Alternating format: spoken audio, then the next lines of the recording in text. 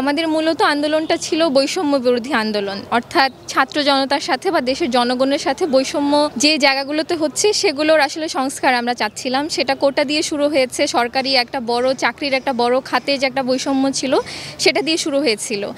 শেষটা আসলে আমরা প্রত্যেকটা ক্ষেত্রেই করতে চাচ্ছি, যেহেতু সেটা একদফা আন্দোলনের মাধ্যমে দেশের প্রধানের একটা সরকারি দলের যে ফ্যাসিস্টদের যে পতনের মাধ্যমে সেটা শেষ হয়েছে। আমাদের মনে হচ্ছে আন্দোলনটা আসলে শেষ হয়নি, এটা মাত্র একটা প্রথম ধাপ ছিল।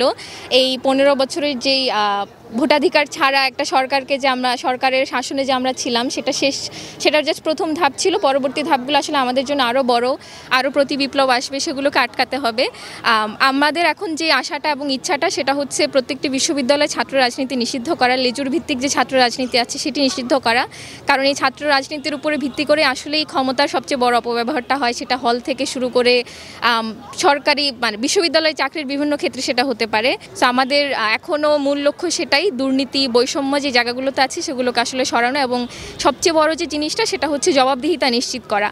এই 17 জন উপদেষ্টাও আসলে আমাদের কাছে ততটা পূজনীয় না। আমরা অবশ্যই আশা করি তারা যে কাজগুলো করবেন সেটার জবাবদিহিতা যেন তারা নিশ্চিত করেন এবং তারা যেন জনগণের কাছে অবশ্যই দায়বদ্ধ থাকেন।